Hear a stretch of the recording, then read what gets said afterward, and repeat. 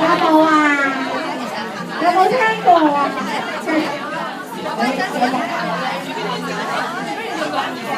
咁啊，姐姐唱再個圓圈再大啲喎，撐頭一度，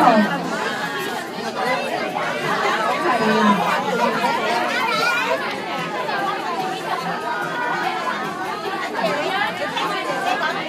好啦，咁咧有冇聽過有隻雀仔跌落水啊？小朋友有冇啊？有係咪？不如你哋唱一次俾姐姐聽啦，好唔好啊？我哋而家學緊手勢先嘅，係啦。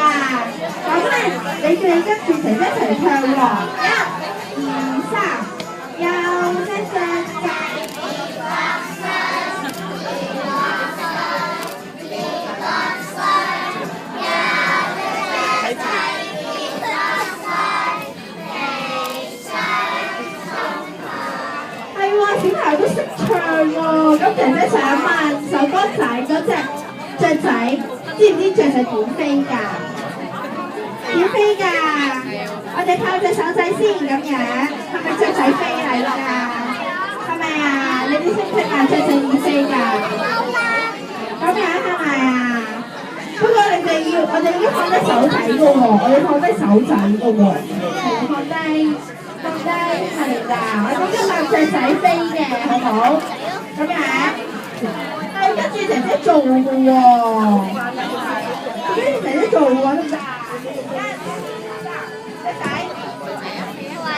哦，好啦，咁如果跌落水咧，姐姐話跌落水應該點做啊？跌落水點做好啊？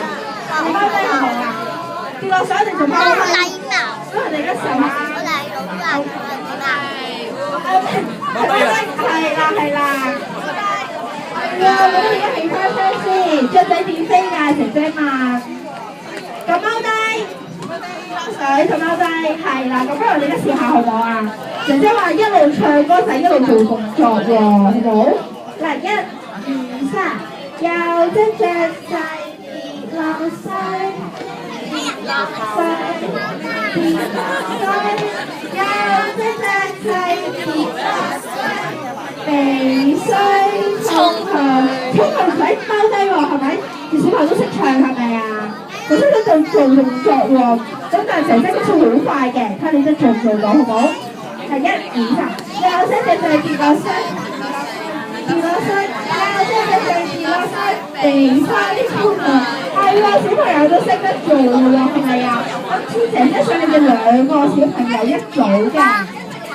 嗱，你去揾朋友仔2個小朋友一組先。你想邊一組啊？我哋一組嘛。快啲！你哋2個人一組啊？2個人一組啊？